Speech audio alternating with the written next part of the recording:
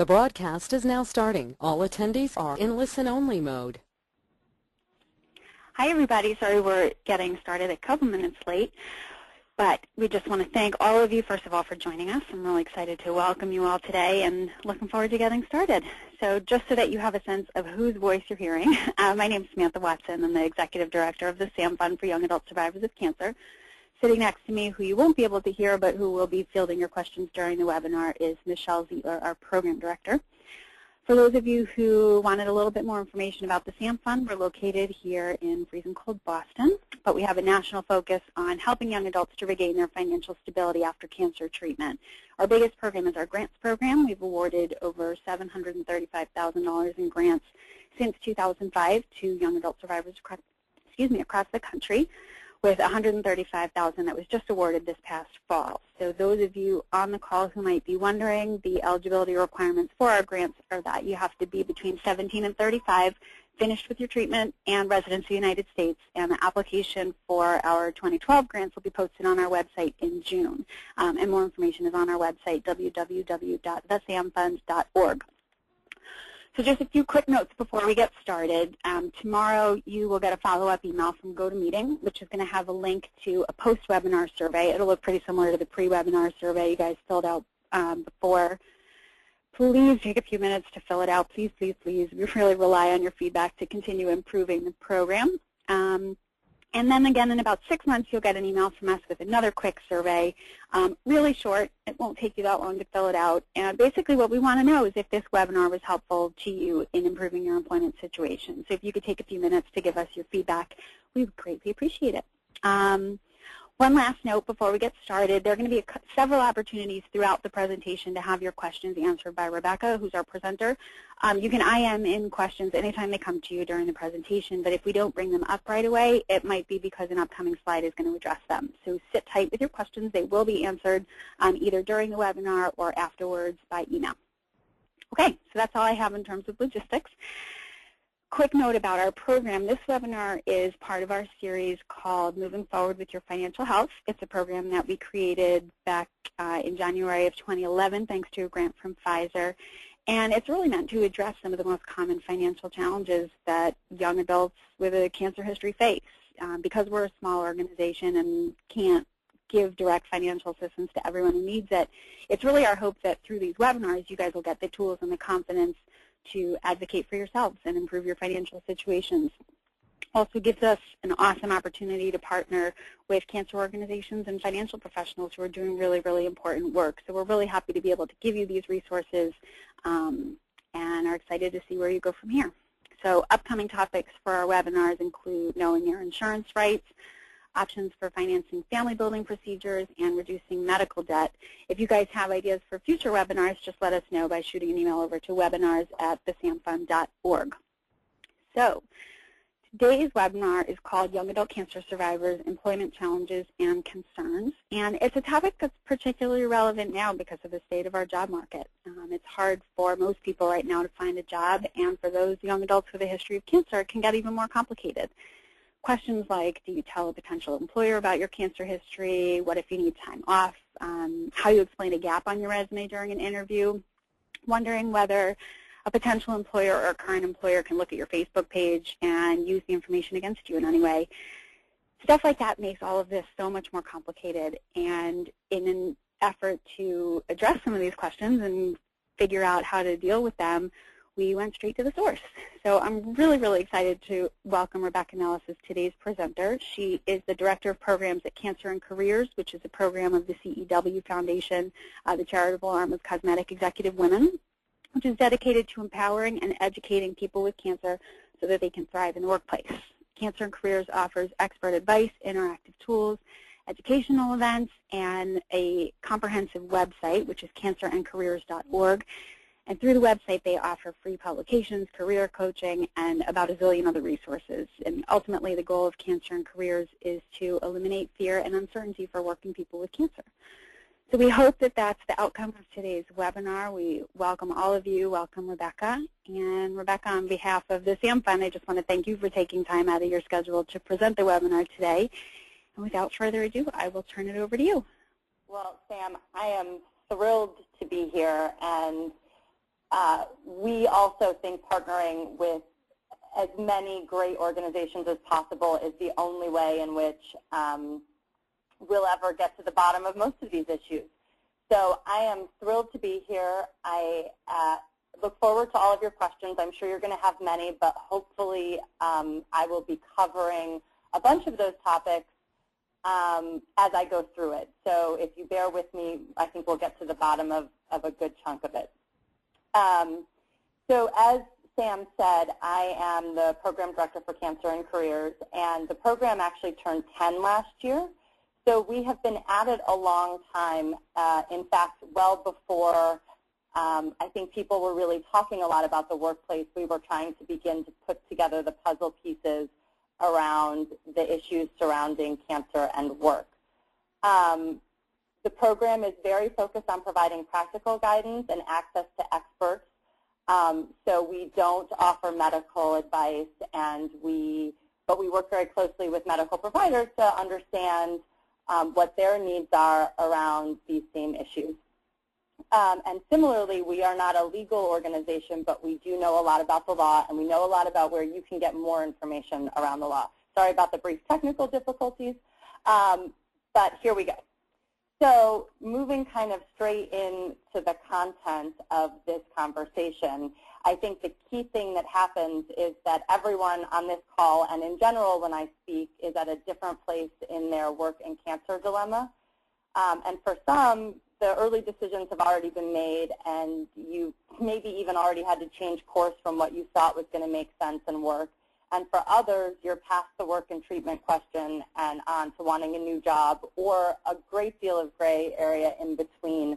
So this presentation is going to touch on the two biggest areas that I get asked about all the time, working through treatment and the job search process. Of course, there are many other elements to this, but in the time that we have, these are generally the two key areas for people.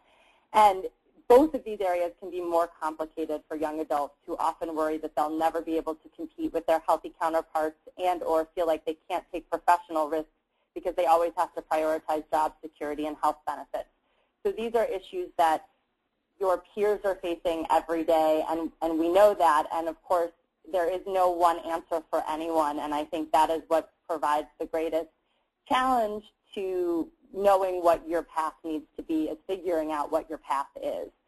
So when you decide about working through or soon after treatment, the first thing you really need to do is look at the big picture and think about the many often competing pieces to making a decision about work in light of your cancer diagnosis, some of which are going to be in conflict with one another, which is sort of one of the hardest parts about dealing with all of this, but really acknowledging the conflict and making an informed decision with that in mind is critical.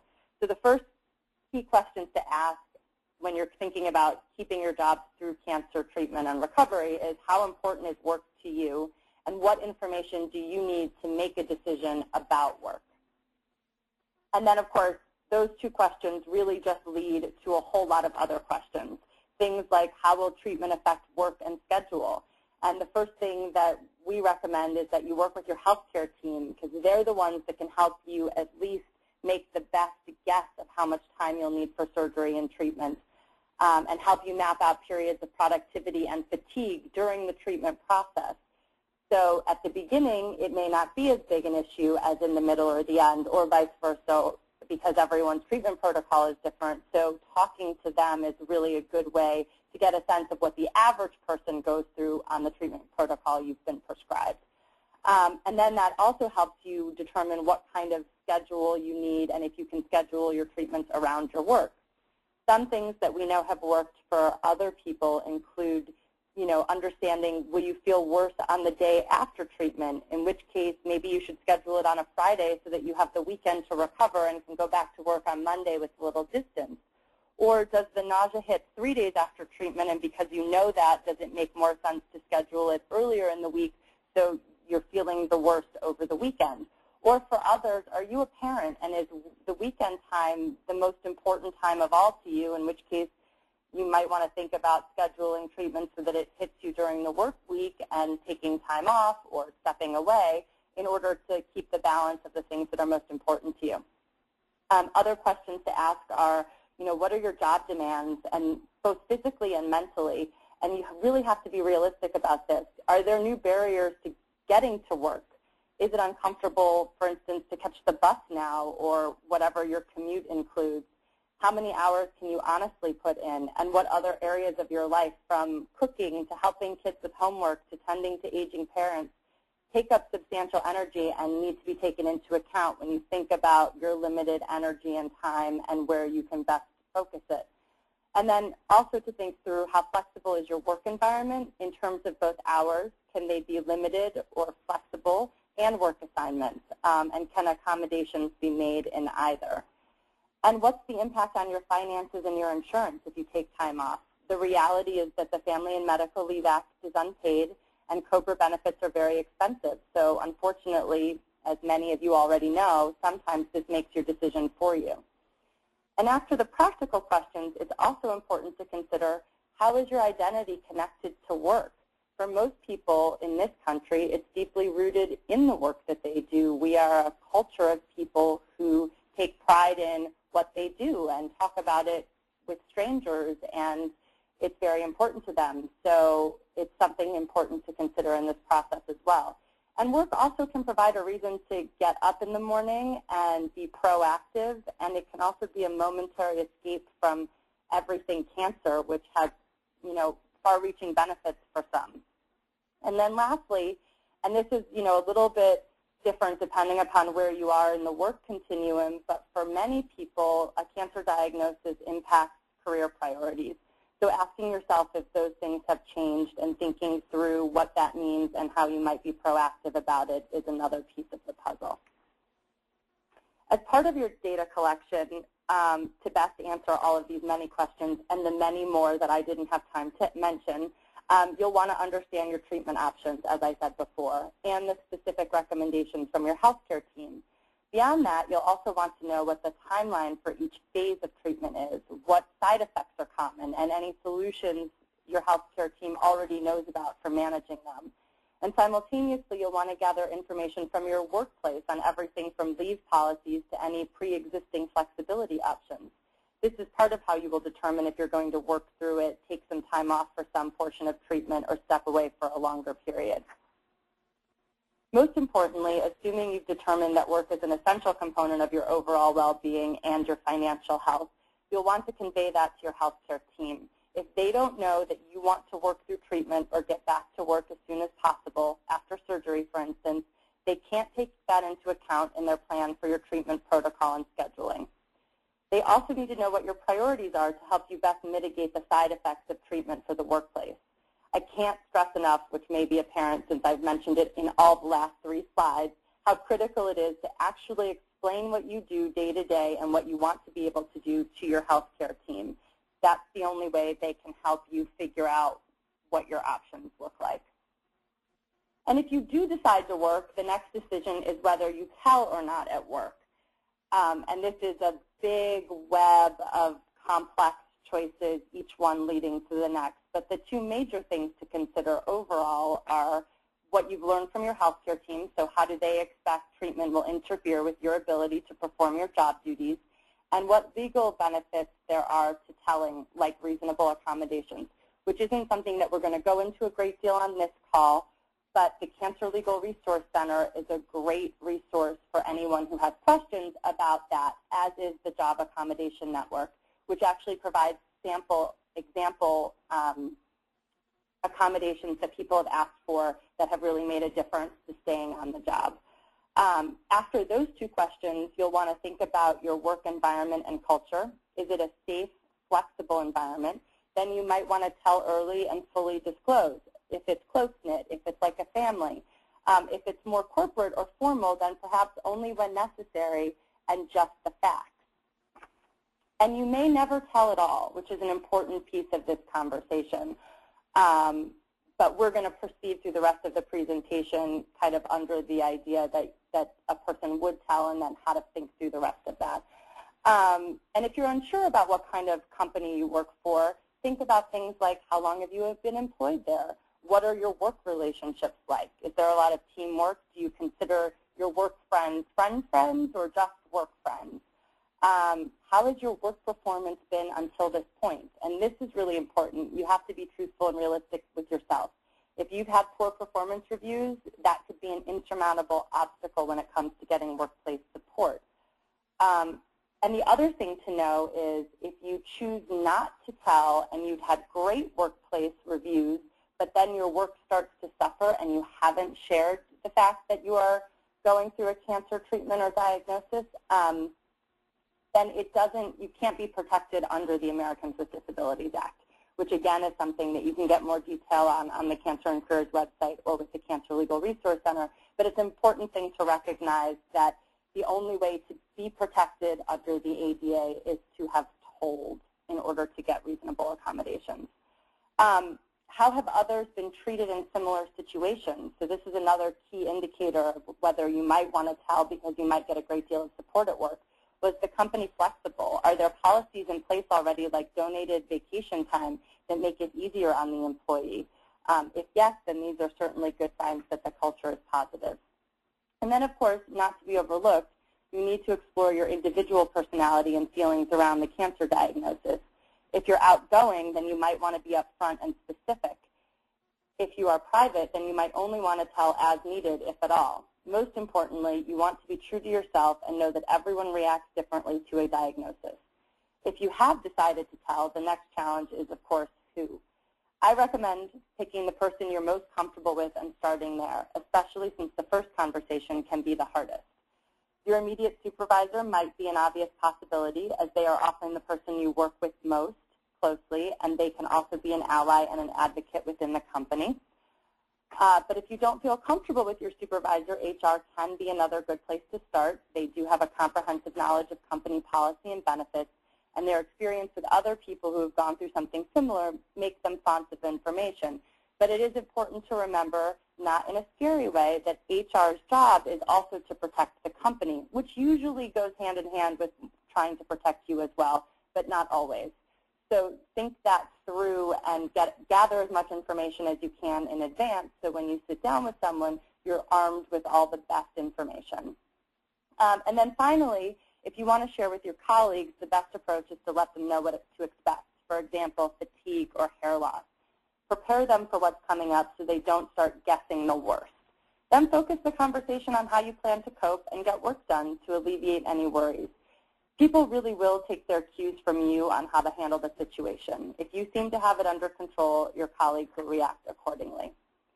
For all of these conversations, or any one of them, you may only choose to tell your supervisor or a close colleague or HR, whatever you decide. I recommend that you prepare beforehand so that you're really comfortable explaining your diagnosis and treatment and the schedule and its effect on work.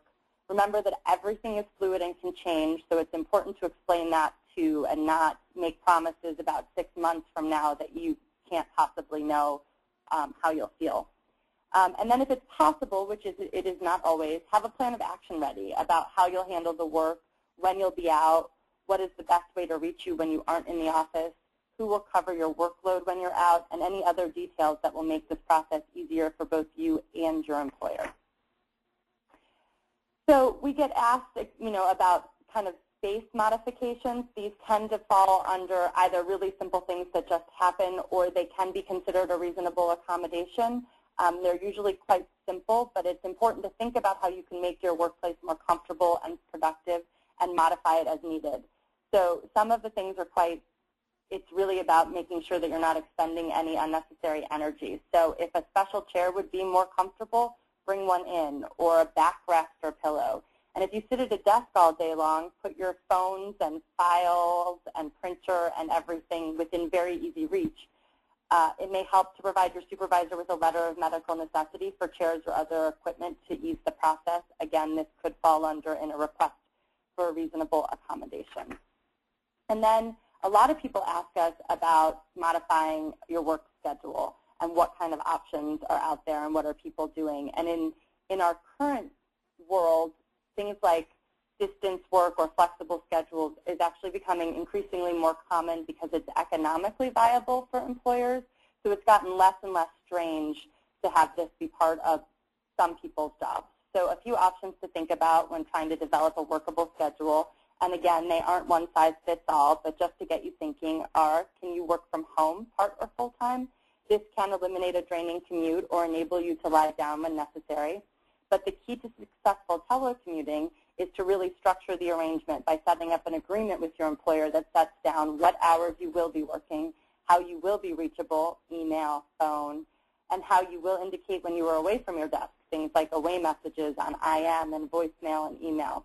And also identifying what your equipment needs are, a phone line, computer, printer, access to office servers, and things like that. Another possibility could be working a full-time but flexible schedule.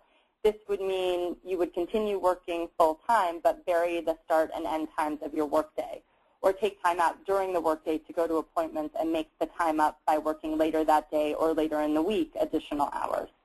Another strategy is to work a part-time schedule during all or part of treatment and recovery and ramp up as you are able. As I said, with any of these suggestions, it will depend on the kind of job you have. A second-grade teacher, for instance, isn't going to be able to legitimately telecommute. But the trick is to be both creative and logical when you present solutions to your employer.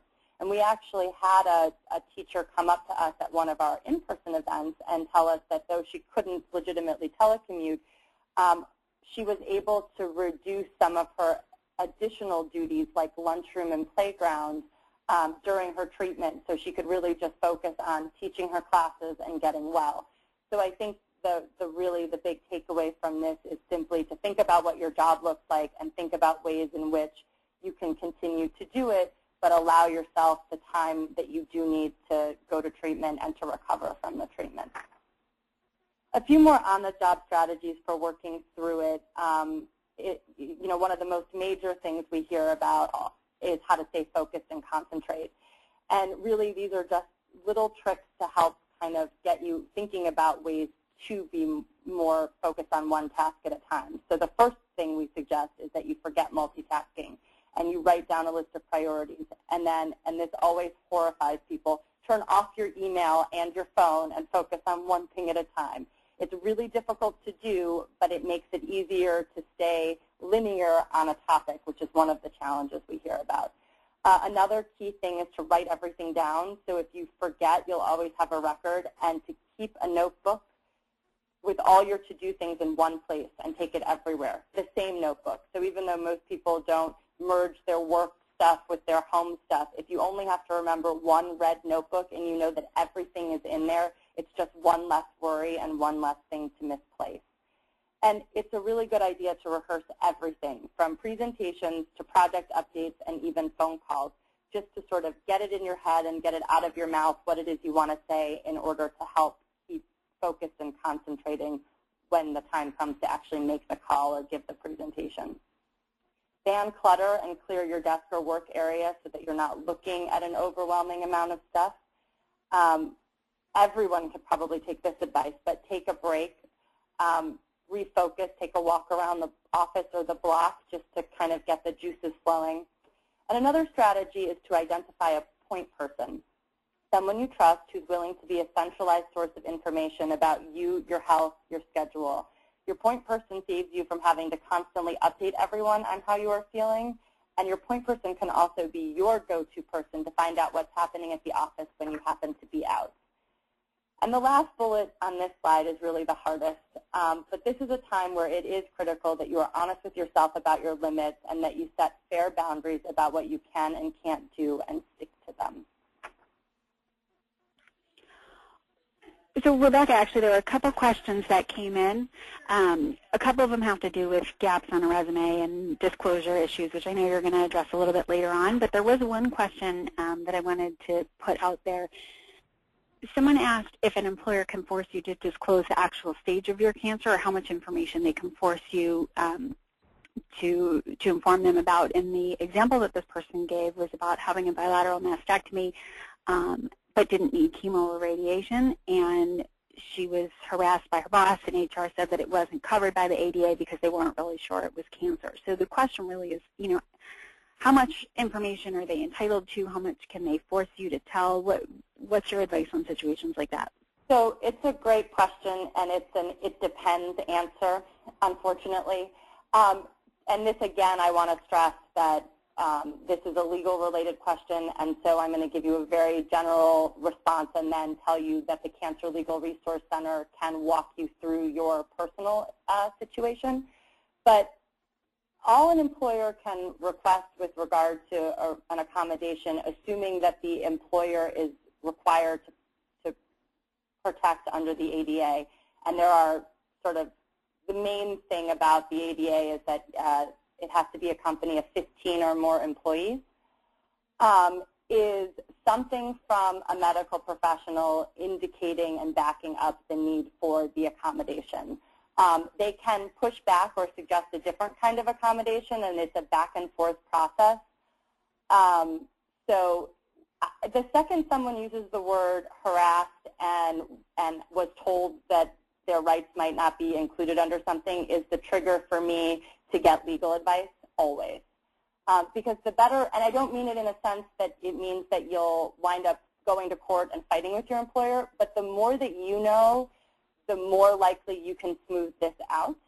Not every situation works that way. I'm not trying to sound like Pollyanna, but some do. Often an employer doesn't really know what they can and can't ask for because you don't get trained on this stuff exactly. So unfortunately what happens is survivors in the workplace are educating their workplace as much as themselves. So in this particular situation, I would highly recommend reaching out to the Cancer Legal Resource Center. And in general, if you check out the Job Accommodations Network, you'll find all sorts of examples of accommodations that were considered reasonable, that even if they went to court, they were considered reasonable. And so it's a great way to kind of gather information. So when you go to work, which sort of goes back to my very early point about pulling together as much information as you can before you start having these conversations. It's not always possible. Lots of people find out about their diagnosis while they're at work, and they don't have time to think through this. But at whatever moment you're in where you start to have the knowledge base, pulling together as much as you can is how to offset some of these bigger issues. Thanks. There have been a couple more questions that have just come in, so if you don't mind, we'll just spend a couple minutes with those and then move on. So there was another question that came in from a woman who's been out of work and would like to only return part-time, going back to one of your earlier slides about ways to sort of make the situation work best for everybody and make accommodations, but she's afraid that they're going to say no, and she wants to know if she can be fired in an instance like that, where she would come back and say, you know, I want to come back, and I want to come back part-time, that they would just say, forget it, there's no job. And can they do that? Again, some of this is legal and would depend on if her time away was covered by the Family and Medical Leave Act, in which case there are some requirements because it is job protected and benefit protected, though unpaid. But it is job and benefit protected in the sense that it's the same type of job, but you can't be demoted necessarily. I don't know how part-time falls into that, so I would say, one, it would be worth getting a legal mind to answer some of that question for you before you bring it up with your boss, so you can make a decision about whether or not you're comfortable if it turns out that the job is no longer available to you. But from a practical standpoint, there are a lot of questions. What kind of company is it? What kind of relationship does the person have at work? How long have they been there? You know, how supportive have they been through this whole thing? And then depending upon that mix, if it's largely very positive, you know, one option is certainly to go in and have a conversation that is, I really want to come back to work, but I'm not at full-time levels. Is there something we can do? And if there isn't, you know, depending upon whether or not there was a finite amount of time that this person was allowed to be away, you know, can I have another, you know, X number of days to figure out how I can make this work, because I don't, you know, this job is important to me, and so let me see if I can figure that out. If the answer is no, that's a whole host of other questions that goes back to the beginning of the presentation, and part of that may be that it's time to look for a job that really is part-time. And there's a great company that provides listings. They're called flexjobs.com. You do have to join as a member, but if you write in the word cancer in the promotion line, they're a partner of ours, you get a 50% discount. And they actually vet real jobs that are flexible, from home, part-time. So it's not an internet scam. If there's a job posted there that says you can work from home 3 days a week, they really mean it. So it's an interesting option to explore. You can also look for part-time jobs on all of your normal kind of job boards, Career Builder, Idealist, things like that. So it's a twofold answer, and it depends based on a whole lot of other information. But I would get legal advice if you know that you were out on the FMLA and you know that your job was protected at least for that period of time, and you prefer to come back part-time. Is that the kind of thing that is still protected or not? I can't answer that. If it isn't, but it's a great work environment, I would still sit down and have a strategic conversation. I'd do a lot of homework about what that could look like and how that would still be meaningful and efficient to the employer, because that's really what they're looking for. And then if none of that works, I would start looking for a part-time position in another organization, which I realize is difficult in this economy. Okay, last question for now. From someone who works from 3 to 11 on the weekend. She's been doing the same thing for 7 years. This has been her schedule. Last year, she went through surgery for lung cancer, and as I'm sure a lot of young adult survivors on this call can appreciate, has really gotten involved in walks and events and is passionate about supporting causes like that. The problem is that the employer doesn't completely support her efforts to take time off for those kinds of events, and she was given a letter yesterday saying that she's only allowed 4 weekend days off per year in order to remain an employee. So what she's wondering, and she said they're a private organization, and what she's wondering is that fair? Well, I think, is that fair and is that something they can do are probably two different things. Is it something they can do? Again, it kind of depends on, I assume she works at will, because most of the country is an at will, you can be fired at any time and you can quit at any time kind of place.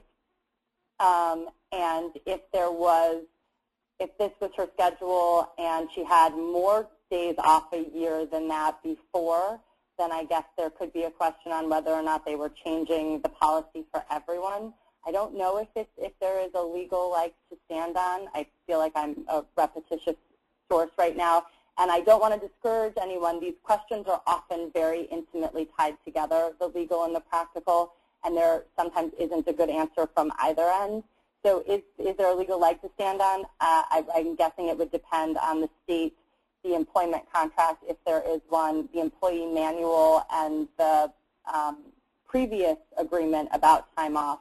But my assumption would be that employers are allowed to change their time off policies, but I don't know if anything binds them beyond that, and so that could be a question you could reach out to get an answer to.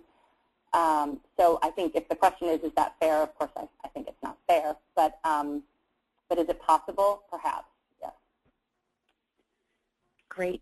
Thanks. Well, that's all we have for questions up to this point. So if you want to continue, and we'll field more questions as they come in. Great. Thanks. So I'm going to switch gears sort of twice in a row now really quickly.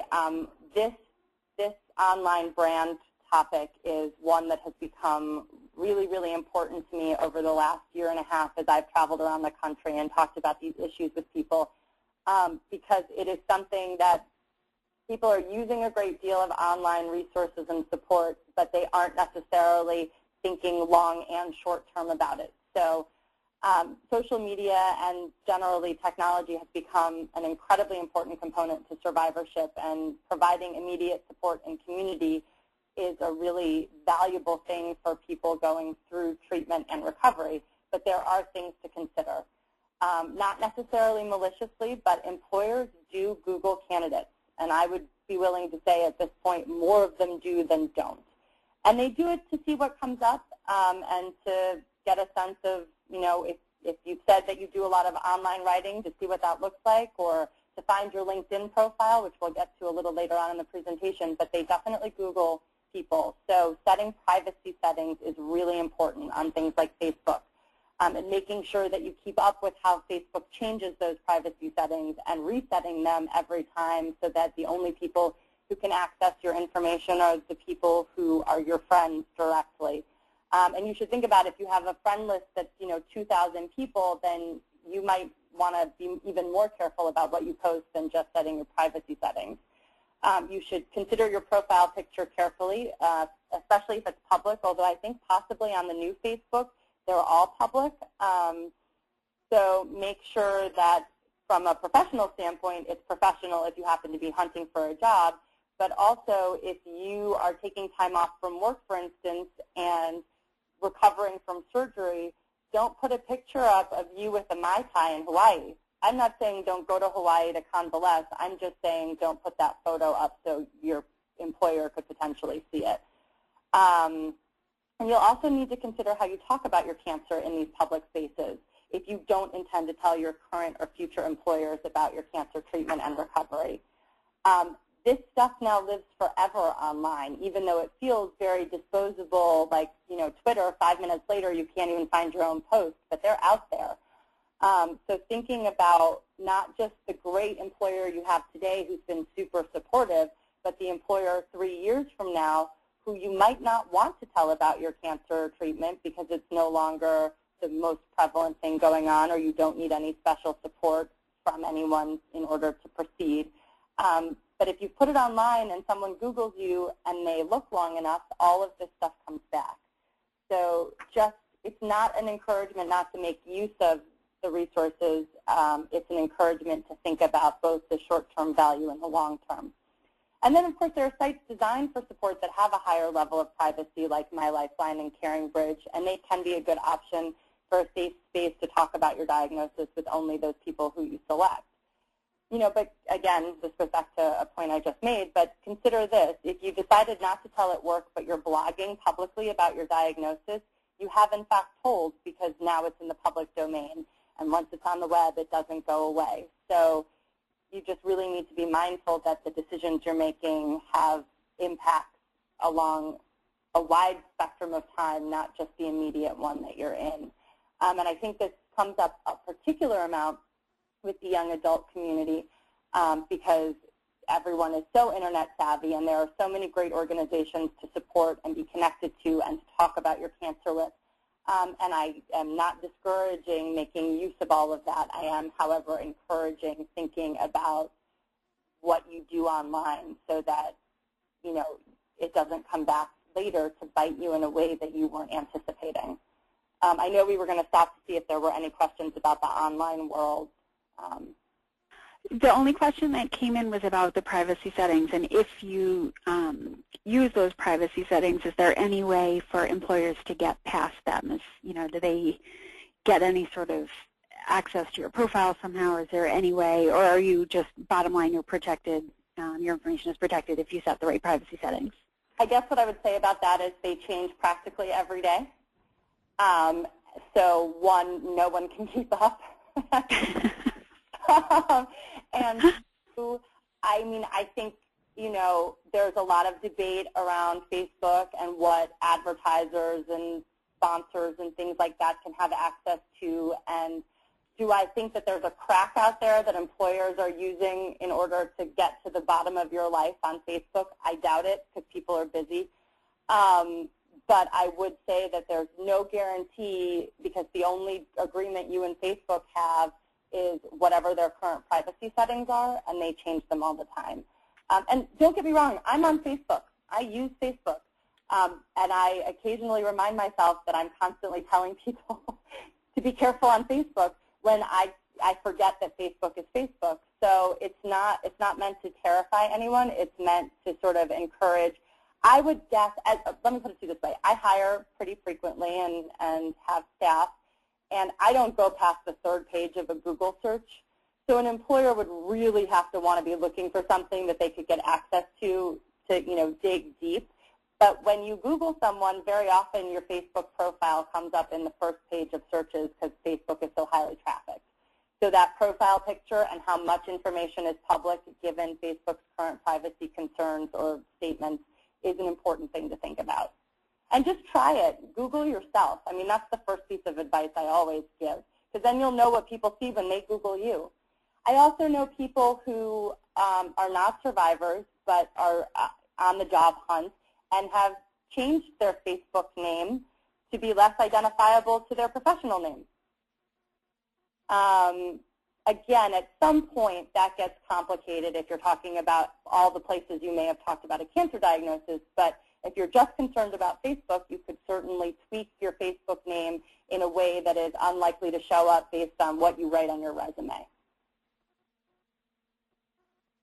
Sam, should we keep going?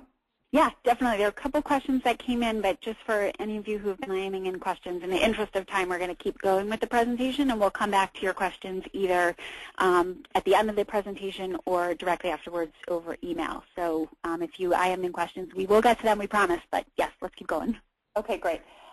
So over the next few slides, I'm just going to speak briefly about the job search process. For more in-depth information, Cancer and Careers has a whole series of job search-related tools that you can access online that we've developed to help guide you through this process. They include online career coaching with 5 professional career coaches that do it blog style pro bono, actual tools that you can download and fill in and work with, as well as a lot of articles in the Looking for Work section. So there's way more information to help support you through this process online. To start off, of course, in a job search process, you need an effective resume. And the next obvious question is, well, what does that mean? And an effective resume is really written with the audience in mind, meaning the job specifically you are applying to in the industry with which you are trying to work in. It includes a succinct summary of your capabilities and accomplishments. It's easy to read and understand. It uses a style that is professional and has impact, and it's future-focused instead of a regurgitation of everything you've ever done in your work.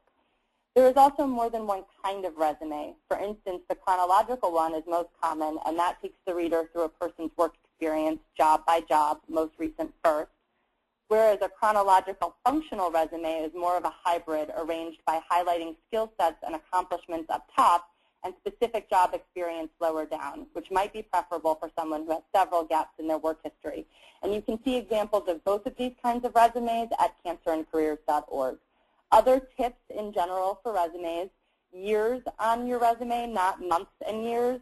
So if you had a job in 2011 and it carried through to 2012, you would write 2011 to 2012. This is both standard practice on resumes now, but also helps to mask gaps if, in fact, a gap didn't last more than a year. You should include non-traditional volunteer work or consulting on your resume. Employers like candidates who are well-rounded, and also skills can be acquired in all sorts of environments.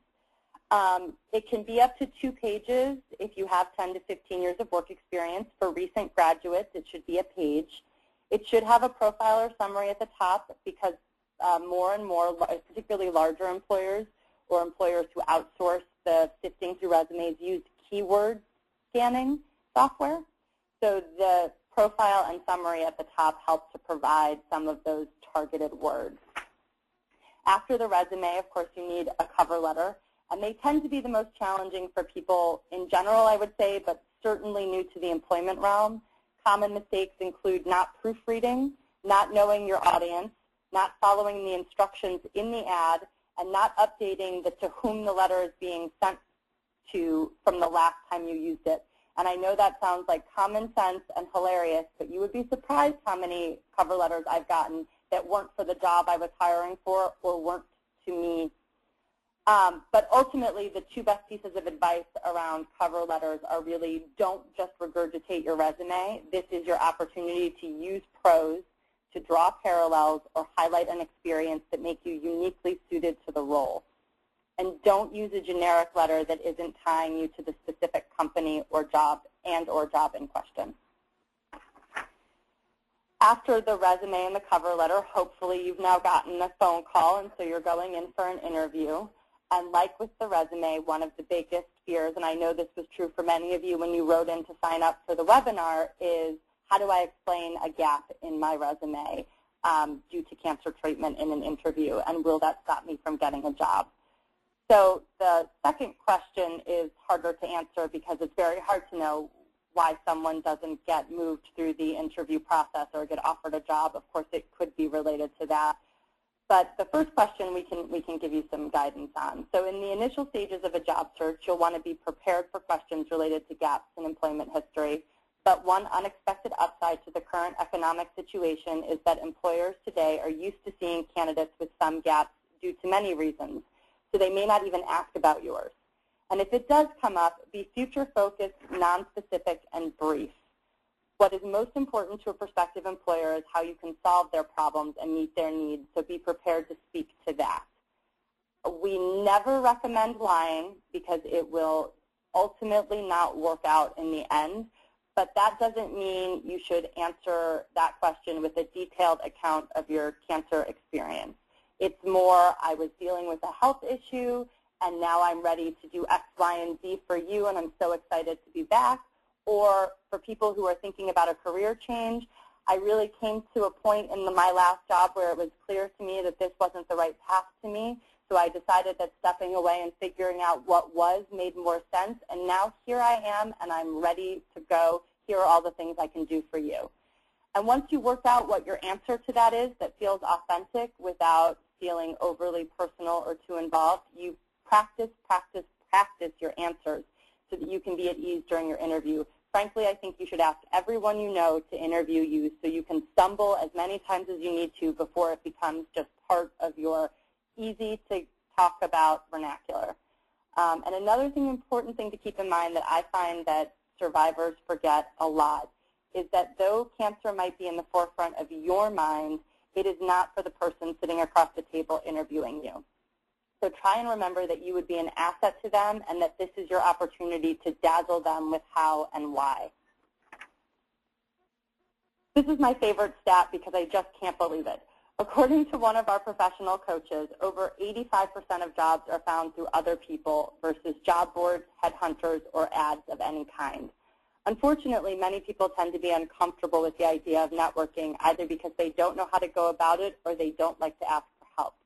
It is important for you to realize that most people are willing to help if you're able to articulate exactly what you need and approach networking as a reciprocal process. Getting the word out that you're looking is more than half the battle. And on the screen, you'll see some suggestions of places where you might start to do that. And I would definitely say for anyone who's a fairly recent graduate, going back to favorite professors who were great to you, people you interned for, all of those are rich sources of people who will have their ear to the ground in a particular universe and could help you look for a job. And finally, to close, back to an online source, LinkedIn has become the go-to source for employers looking to hire because it is so cost-effective compared to hiring a search firm or headhunter.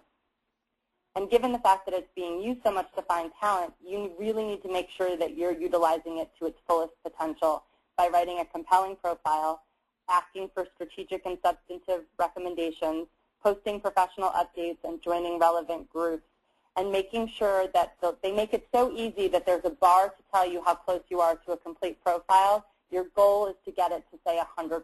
That's how you know you're maximizing your time on LinkedIn. So with that, Sam, we have a few minutes left for any questions. Excellent, because there are a lot of them. Oh boy. Okay, just to go back to the gap on the resume, because I know that's the one that's come up the most often. A quick question on that. Well, might be a quick question. If you're on an interview and, I guess actually after the interview, can a future employer, potential employer, call the last employer that you had to ask about the gap on your resume? That's a great question that I have never been asked before and don't know the answer to. So I guess what I would say to that is, Sam, let's do a little digging and come back to that because I don't want to give incorrect advice there. Awesome. Certainly, thank you. You want to think carefully about who your references are when someone asks for your references and make sure that your references are prepped with the information you'd like them to talk about with a prospective employer. And if they know about your cancer and they think you were an amazing, incredible inspiration, but you don't want this new employer to know about your cancer, you need to tell them that. Because I have heard stories about that, where people didn't specify what they were hoping out of a recommendation on paper or a reference in person, and the person who was talking glowingly about that candidate didn't know that they didn't want that piece of information revealed and have shared it unintentionally. So you definitely want to be specific and clear with any recommendation or reference about what you do and don't want them to share. That's a great piece of advice. Okay.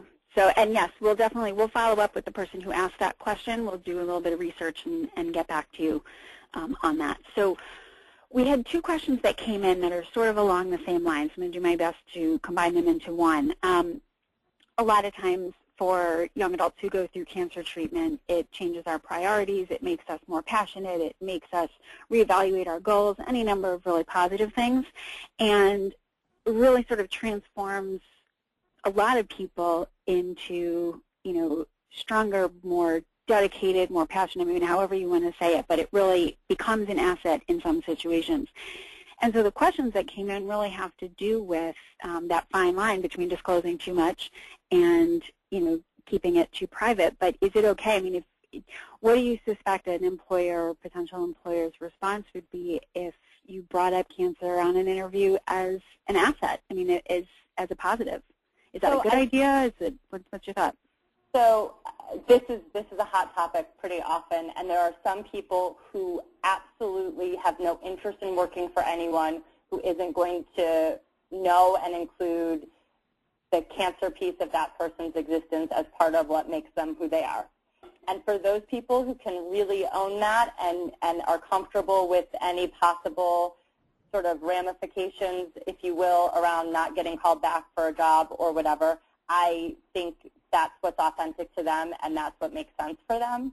I think for most people, in my experience, figuring out what the place is like and determining from there whether or not their cancer story is an important component to their work life is more important to them. Once the cat is out of the bag, it's out of the bag forever. You can't put it back in. So generally, I think getting a sense and a feel for a place beforehand is what makes sense for most people, but there are people absolutely who feel as though it is a key point of difference about them, and they don't want to work anywhere that doesn't feel that way about them back. So there is no one right answer. This is even true for people who apply for jobs at cancer organizations. I get asked a lot if that's the kind of thing you should bring up, and my answer is, one, it depends. You should do a lot of research about the cancer organization and have some idea of, are there very senior people who are out about their cancer in the world? Does that seem like an asset? But two, you should know that the job search process is also covered by the Americans with Disabilities Act. You can't technically be discriminated against during it, which means that a prospective employer can ask you nothing about your cancer diagnosis if you tell them that you've had cancer. Nothing. They are bound by law to only wonder if you can perform the essential functions of the job and then focus on your skill sets. So in a way, it's very complicated when someone tells me that they're a survivor in a job interview, because although in my daily life all I do is talk to survivors about what to do, I can't actually ask what was the treatment, how are you feeling, even though those are my human and professional instincts. From a legal standpoint, I can't do that. So you should also know that if you do tell someone and it is a well-informed employer and they don't respond or don't talk to you the way you think they would have, it might be because they're following the law. Excellent. There were actually a couple questions that came in about the ADA, and we will follow up with those people separately. Cancer Legal Resource Center, again, is a fabulous resource for legal-based questions, so definitely check them out. And there were a couple other questions that came in, but unfortunately we are out of time because it is 3:59. So I just want to thank Rebecca so much for presenting. Sorry, Michelle was just asking me a question, so I was trying to have two conversations at once. I apologize. For those people who have asked questions that we haven't gotten a chance to do, we will follow up with you afterwards. But for now, I just really am conscious of everyone taking an hour out of their day during the week, and we appreciate it. And I just want to thank you guys all for participating in today's webinar. If you know of people who wanted to participate but weren't able to, or anyone you know that might benefit from the information that was provided, please send them to our website, thesamfund.org. A recording of this webinar will be posted probably tomorrow or sometime early next week. And just a quick reminder also, excuse me, if you could please take a minute tomorrow when you get the email from GoToMeeting and fill out our quick, super quick, won't take more than a couple minutes, follow-up survey. It'll be really helpful to us to be able to evaluate this program and keep making improvements so that it can be as helpful to you as possible. So again, Rebecca, thank you so much. We appreciate this so much on behalf of everyone who's participated on this webinar. It's been really, really helpful. If anybody has future questions, has topics that they'd like to see in webinars in the future, please feel free to send us an email anytime at webinars@thesamfund.org. So thank you again, everybody. We're finishing at 4 o'clock on the dot so that all of you guys can get on with your day. But from everyone at the SAM Fund, just want to thank you for participating.